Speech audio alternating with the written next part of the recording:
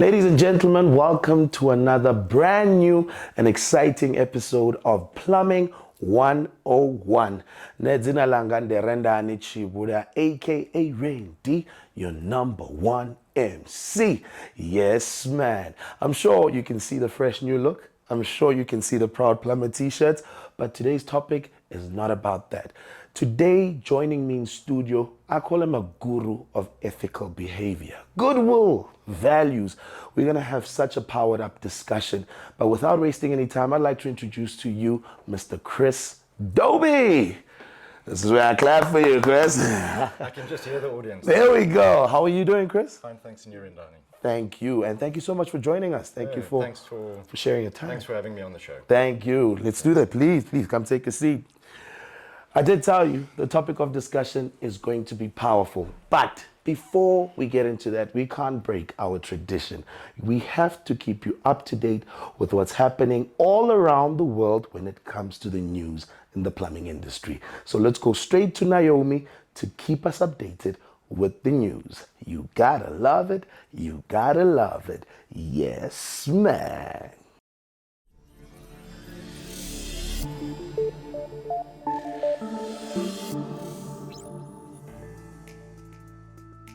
Hello and welcome to the news.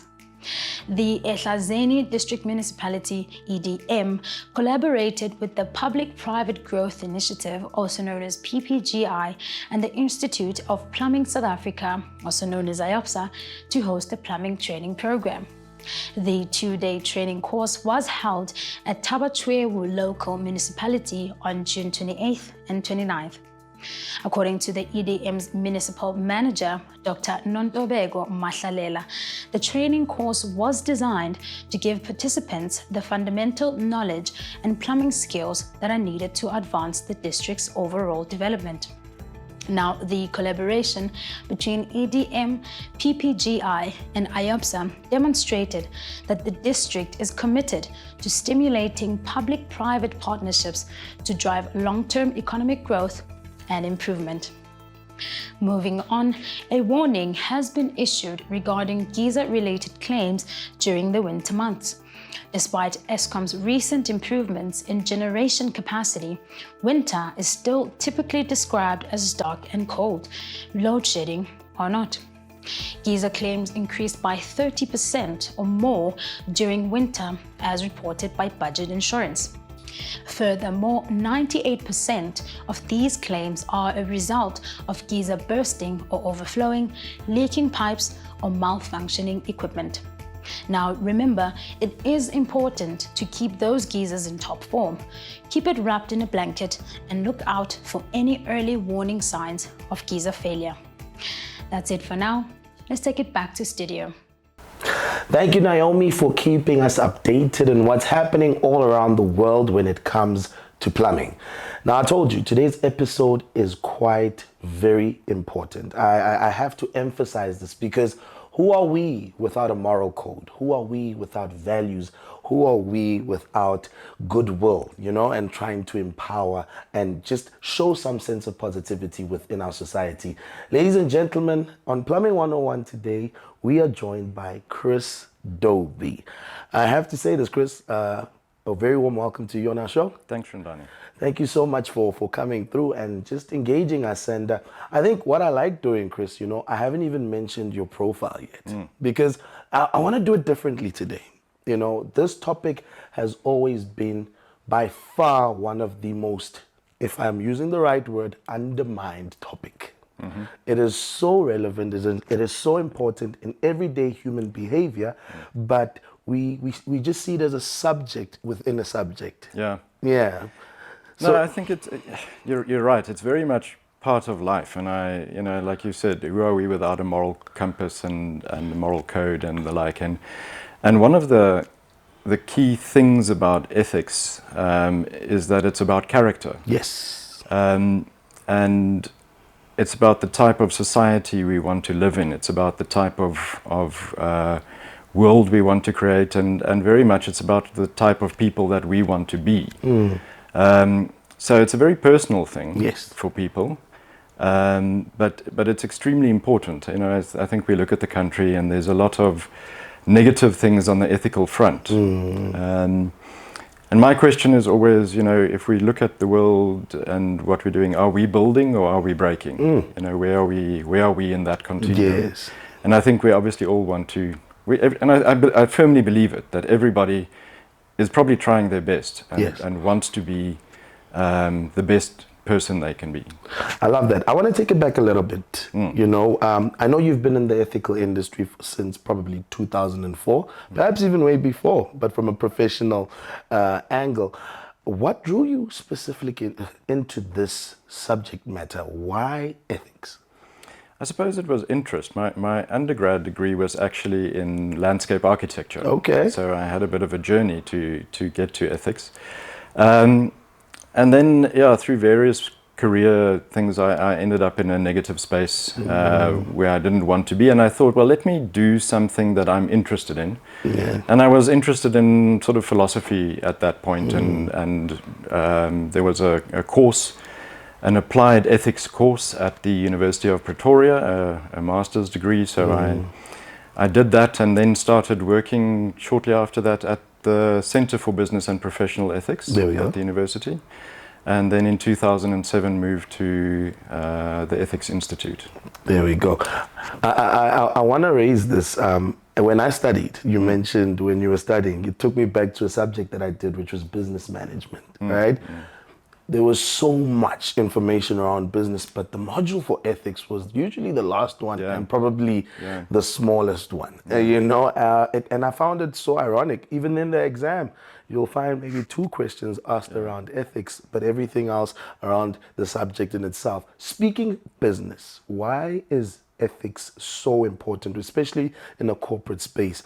And I mean it because plumbers are entrepreneurs. Yeah. These are people who offer services to consumers and services which should be of high quality. But why would ethics be significant and important in business?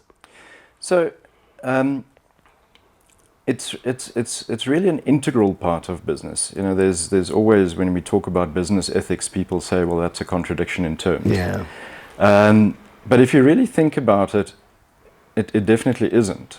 Business is built on a foundation of trust. So I say that I'm going to give you something that you need, like a plumbing service. And in return, you are going to give me something that I want, which is the money. Yes. So I trust that you are going to give me the money, and you trust that I'm going to give you the service. Yes.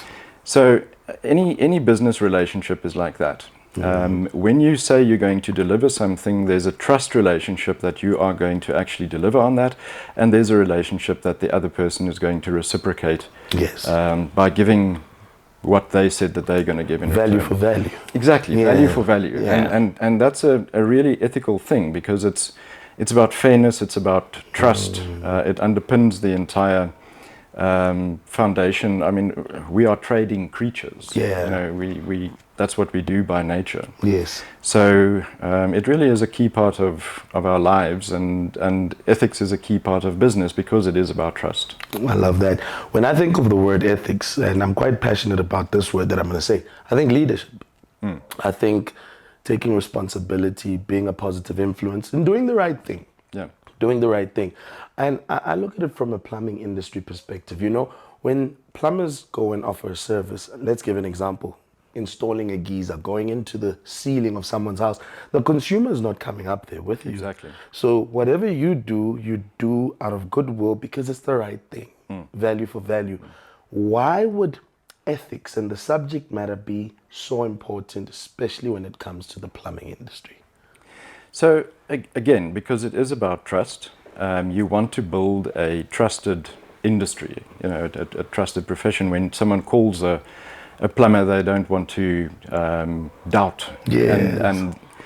And that's what I like about your accreditation system, or the registration that you have, is that we're starting to build a professional industry here.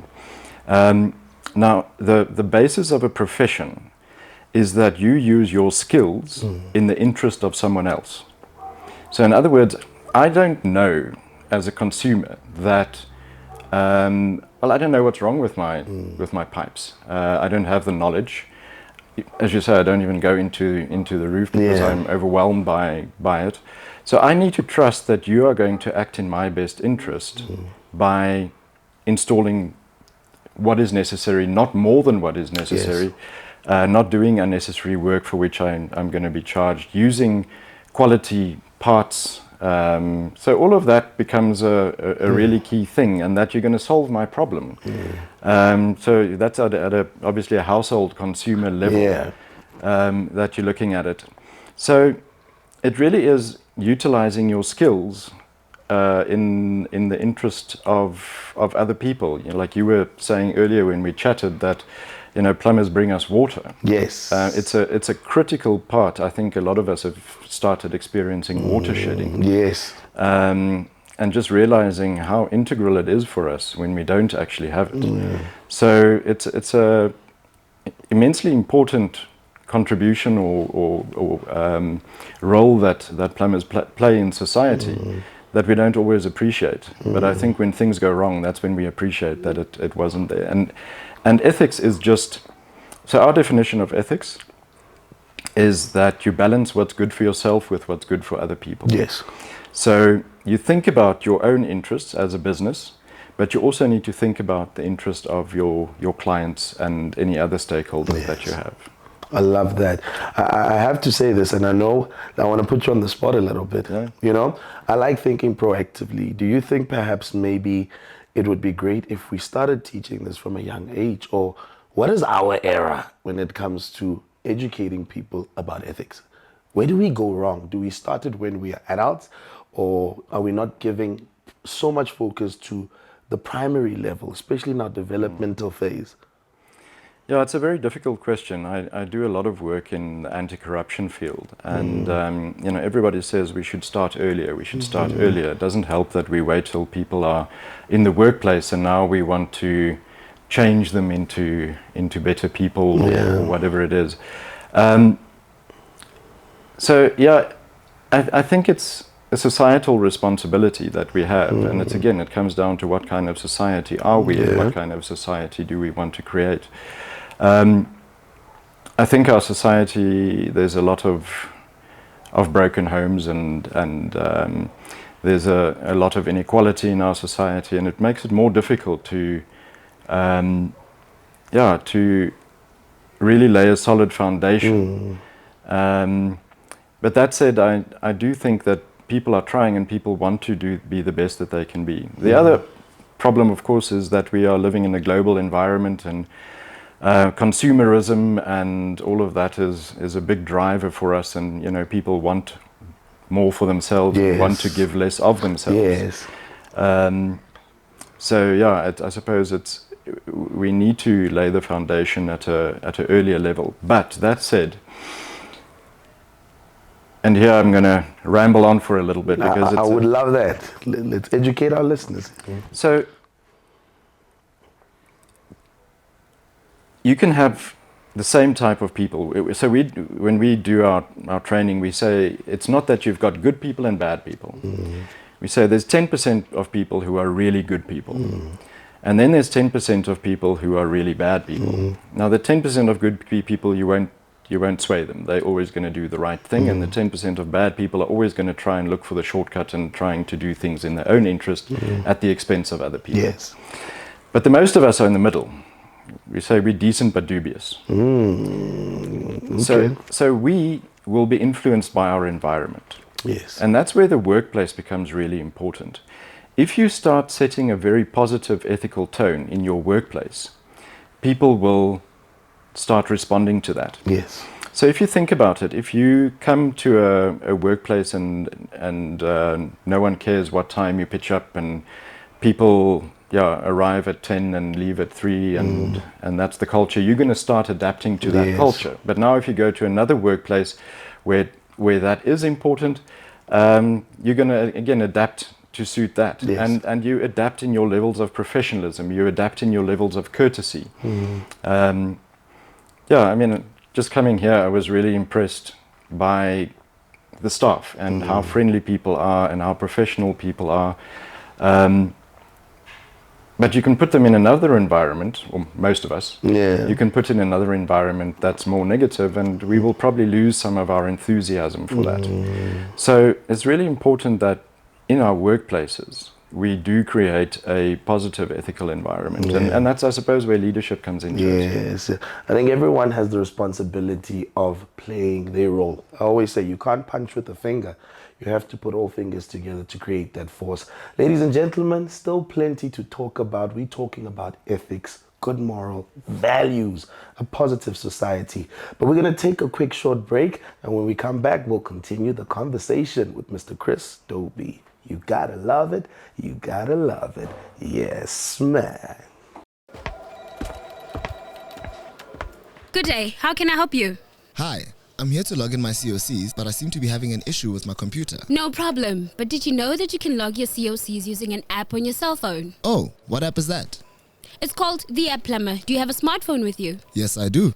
Oh well, let me show you how it works. Not only can you access your PIRB profile on the App Plumber, but you can also earn CPD points while exploring the plumbing industry in the palm of your hand. Download the app from Google Play Store and join thousands of other happy users.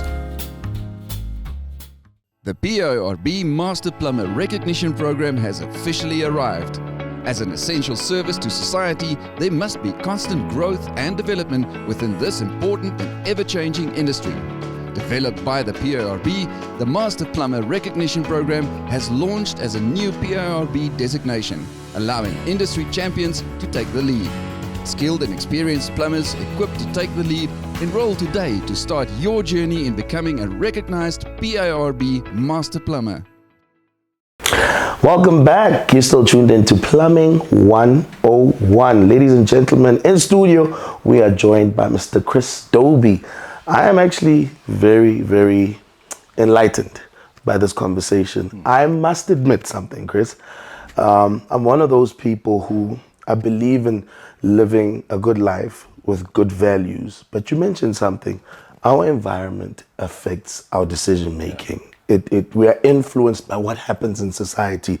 You might have good intention, but something might lead you to acting in a wrong way, you know. And that's why I want us to touch on, you know, we usually talk about the good side of ethics, but to someone who perhaps might misinterpret what bad ethical behavior is, can we touch on that a little bit?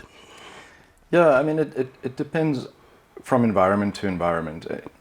Someone once said to me, what does ethics boil down to? You know, it's if you give the one sentence thing, and I thought about it for a while, and I think it's don't harm other people. Yes. That's as simple as it is, you know, or even do good to other people if you want to proactively discuss it. But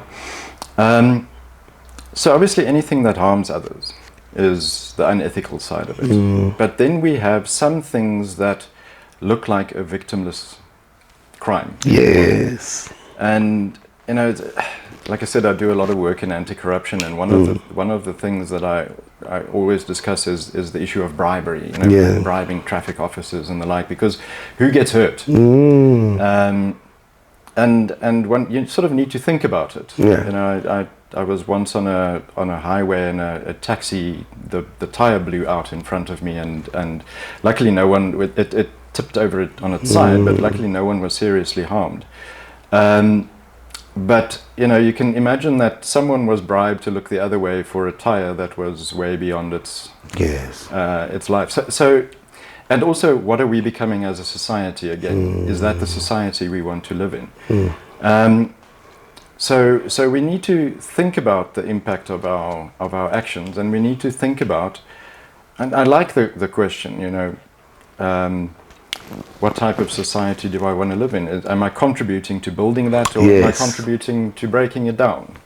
Because it's not necessarily true that we are going to always move in a positive direction.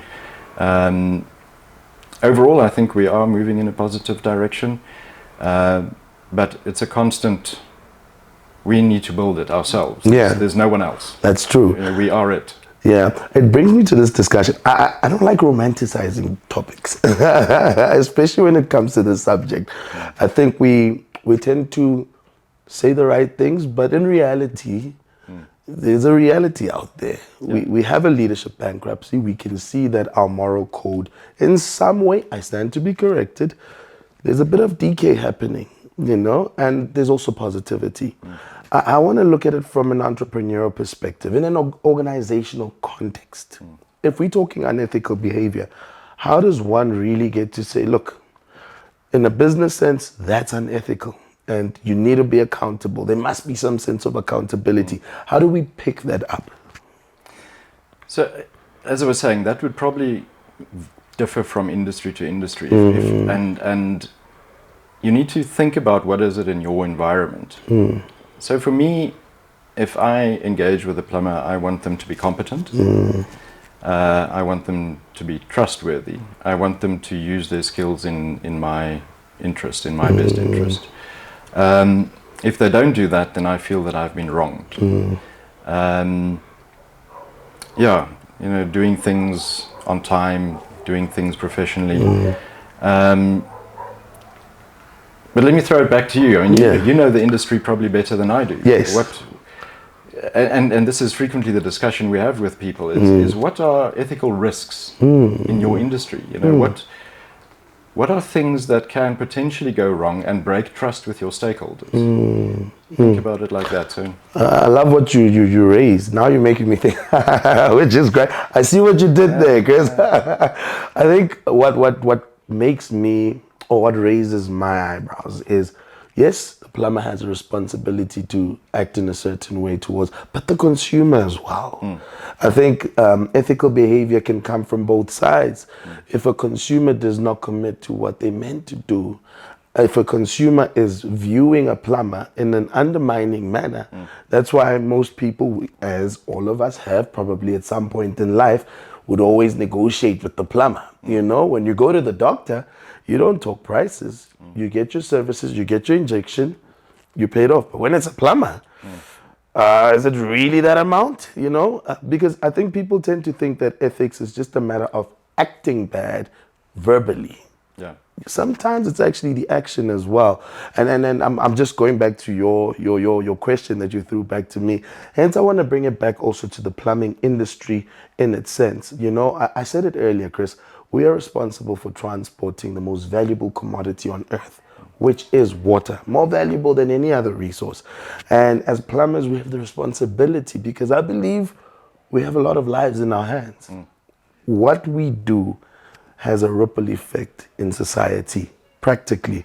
I want to bring it back. I want to take back a similar question I asked earlier. When we speak ethics from or rather unethical behavior, from a plumbing industry perspective, and I want to know it from the institutes that you represent, you know, because I know you don't just focus from it from a plumbing perspective. You look at it from an organizational context. To someone who's watching and perhaps who thought they were doing things the right way, but maybe, you know, because no one was watching, they just, let me do that. How negative is that impacting the rest of society? Just that little decision of saying, I don't have to do this. No one will know. Yeah, well, like we always say, you build a culture one action at a time. So an organizational culture, the societal culture, we build one action at a time. You know, it's the little things that we do or don't do, or the like. And partly our responsibility is to make it as easy as possible for the other party also to be as ethical as they can. Like customers, you know, the discount thing. Yeah. And then, the plumber might be in a position where he says, well, you know, I can give you a cash discount because then I don't pay VAT. Yeah. But now that not paying VAT, you know, how does that impact society, schooling, the judicial system, roads, plumbing, you know, water infrastructure? Yes, yes. So it's the small things that we start putting pressure on each other to behave in the wrong way. I think from you know, plumbers are also employers, and a really important thing is to treat your people fairly. Yes. The biggest indicator that we have of why employees start behaving negatively in things like theft and being unprofessional, stealing resources, abusing time, all of that is because they feel that they're not treated fairly. So as soon as that starts happening, people start losing loyalty to the business, or start losing loyalty to the business, and start with what we call counterproductive employee behaviors. So it really is an important part of building a good organization, is just treating your staff well, and collectively thinking what's good for us as a business. I love that. Ladies and gentlemen, what a powerful conversation. Still in studio, we have Mr. Kris Dobie. We're speaking ethics, and we actually unpackaging the subject matter. We're not looking at it from a little topic of discussion. We're broadening it out into the whole society that we live in. But we still have a lot more to talk about before we wrap things up, but we're going to quickly take an ad break, so we'll be right back. Yes, man. It's an exciting time to be a professionally registered plumber. The PIRB's leaderboard provides plumbers with the opportunity to be placed onto a ranking system to see how they perform amongst their peers around the country. This ranking system enables both plumbers and consumers to identify top local plumbers and monitor their performance nationally and regionally.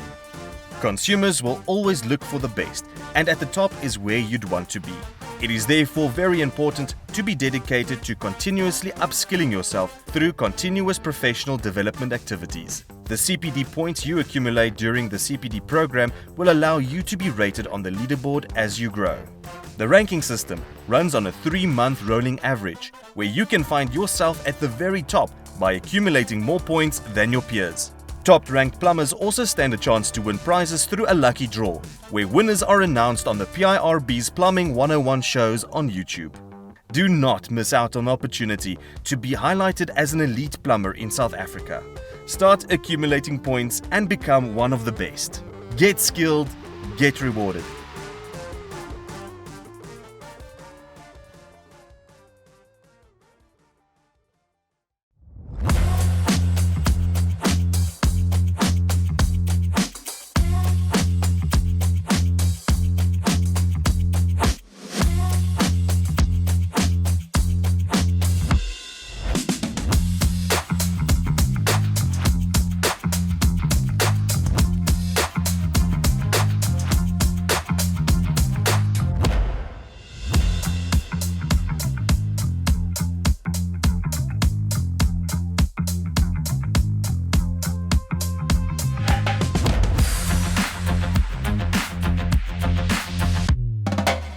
Ladies and gentlemen, welcome back. You're still tuned into Plumbing 101. Still in studio, we're joined by Mr. Kris Dobie, and we have been discussing and unpackaging the significant topic of discussion, all about ethics.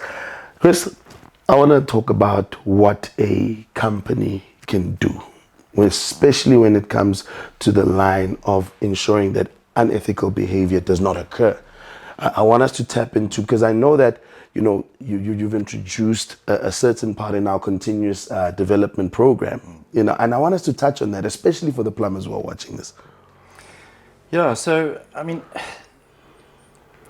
we frequently work with large organizations where you sort of put an entire ethics management program in place, and there's someone who has the responsibility for it and the like. But that's obviously not going to happen in a small business. Yes. But the first thing that is necessary is to decide that you want to do business ethically. It's quite a simple thing. A decision. But it's not going to happen unless you decide that that's what you want to do. And then you make that commitment to yourself.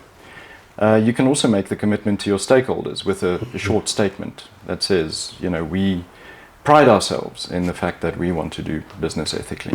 It creates an expectation with the client as well, that they can't force you into difficult positions, because you've already stated up front that that's what you want to do. Then to think about the work that you do and the types of things that can go wrong in that work ethically.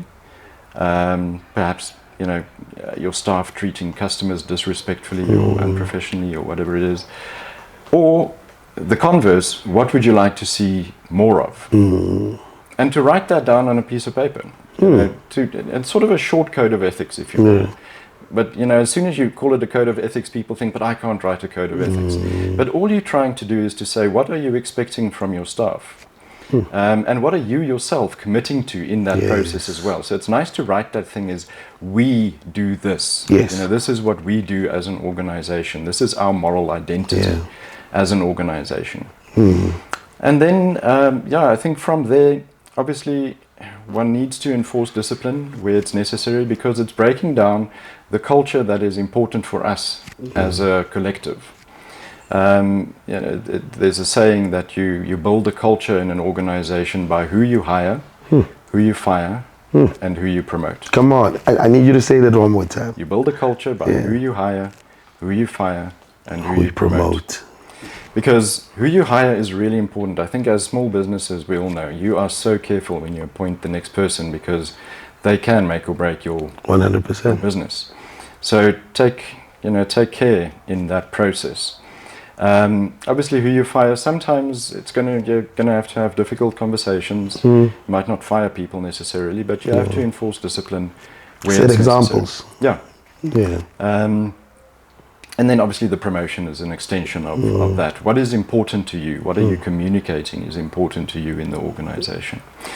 So we have developed a training program at the Ethics Institute called the Ethically Aware Supplier Induction Program. So what it really is, it's aimed at small and medium enterprises, and to make them aware of the ethical issues that are pertinent in business. Yes. It deals with doing business with integrity.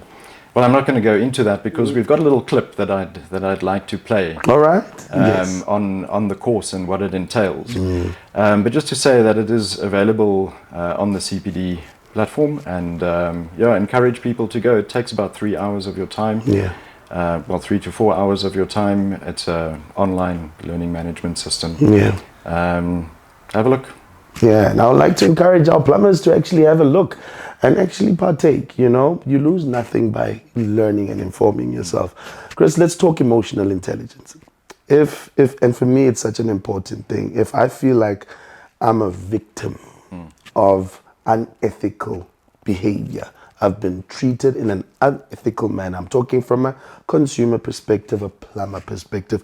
How does one react? How does one tackle this? Because I think you might feel treated in a certain way and your response could also be unethical. And that was not your intention. So how does one tackle this? And that's why I brought emotional intelligence in this discussion. I like that angle. Because frequently we want to sort of get on our high horse and say, I'm going to take this to the courts or something like that. But that's not really a realistic option. Legal recourse is expensive. Or we want to say, whatever, we take a very aggressive approach. I think a more constructive way of doing it is to maybe just go to the person and say, look, this has happened, put yourself in my shoes. How does it feel? And I'm assuming that you're not coming from a bad place and it's not intentional, but can we talk about how we remedy this? Because as soon as you start throwing stones at other people, they're going to go into their corner. 100%. I always think in politics, political parties, they don't want to get closer together. They're sort of, this one's in this corner and this one's in this corner, and they try and divide as much as they can. And that's obviously not if you want to resolve something. If you want to resolve something and you want some maturity, you want to do it maturely. In ethics, we also talk about wisdom. And I think it's pretty much what you're calling emotional intelligence as well. What is the right way of going about this that is going to bring us closer and resolve our issues? Because we need to try and find a way of putting ourselves in the other person's shoes That's the golden rule of ethics. Yeah. Put yourself in the other person's shoes. I'm going to just quickly tell a joke. Let's do this. So they say, before you criticize someone, walk a mile in their shoes. Because that way, if they get angry, you'll be a mile away and you'll have their shoes. I see you, Kris. So, yeah. but yeah, that's Yeah. you know, try and see where the other person's coming from and take a mature way of engaging rather than coming out aggressive. And if you came out aggressive, apologize. Yes. We come from an emotional place as well, and we need to go in that direction. Yeah. You know, if that recourse doesn't work, I suppose consumers can go to the PIRB who might take that up as well. And I think that's what you're trying to do as an organization, is create a professional environment and create respect for the plumbing profession. Yes. Yeah, so I think I hope that answers some of the question. You went far and in and beyond, because I think what you raised was something that is what people are experiencing. And you know, we live this. We have different personalities. The moment we have different characters. The moment we are in society, we interact. So there will be either someone feeling mistreated, there will be a sense of confusion, but I think how we respond is so important. And I love what you just mentioned. But Kris, before we wrap things up, you know, to the viewers back at home who are watching, who are tuning in, plumber, consumer, business owner, entrepreneur, what message do you want to leave them with today when it comes to this topic of ethics? There's so much, but I think the one thing is to come back to what I said earlier. Are we building or are we breaking? Come on. What is our contribution? What type of society are we creating through our actions? Are we building or are we breaking? I always say this, Kris, people never get their flowers while they can still smell them. Exactly. On Plumbing 101, we give you your flowers. I think it's such an important subject matter. It is the one topic that can really reactivate authentic positivity in society. And we really salute you. We want to just say, please keep on doing the great work. Yeah, thanks. You too. Thank you. And as an industry, really a lot of respect and thanks. I've had some great plumbers in my life. So. There we go. I see what Kris did. Eh? Ladies and gentlemen, now that's how we wrap it up on today's episode on Plumbing 101. I really felt this discussion. I felt this topic. I felt that it is such a needed topic. It's not a wanted topic. It's needed. It's required. Because like we were saying, we live in society. We are different. We ourselves make errors, whether intentionally or not. But at the end of the day, how we react determines the positive outcome. Nedzina Langande Rendani Chibura, aka Randy, your number one MC. And we wrap it up in style with the U's. Back to you, Naomi. You gotta love it. You gotta love it. Yes, man.